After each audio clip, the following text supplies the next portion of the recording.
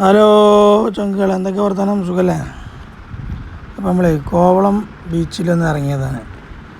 അപ്പോൾ ഇങ്ങനെ ഇറങ്ങിയപ്പോഴേ ഒരു ബസ് യാത്ര, അതും ബസ് യാത്ര ചെയ്യുന്നിട്ടോ, നല്ല വൈബ് ചെയ്യുന്നത്.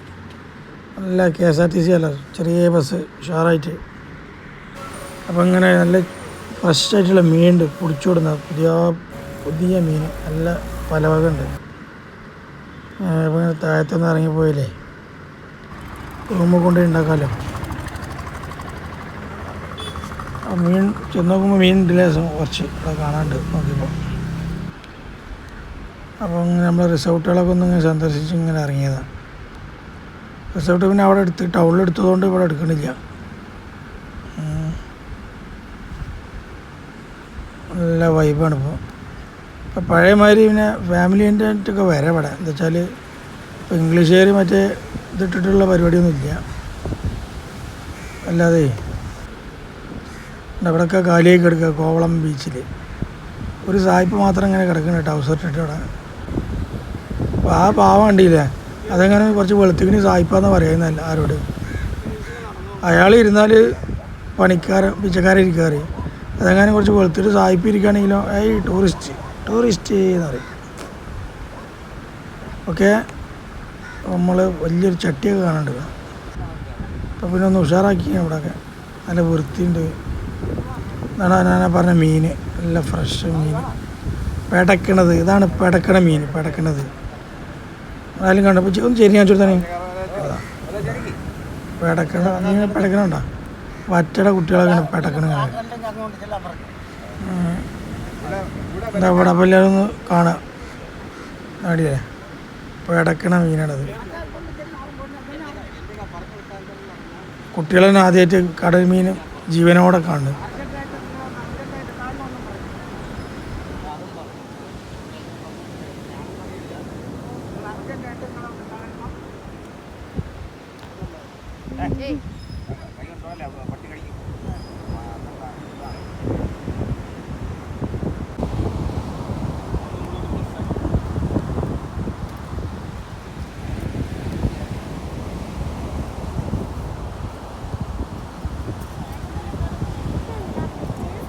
അത് പറഞ്ഞുതരാം.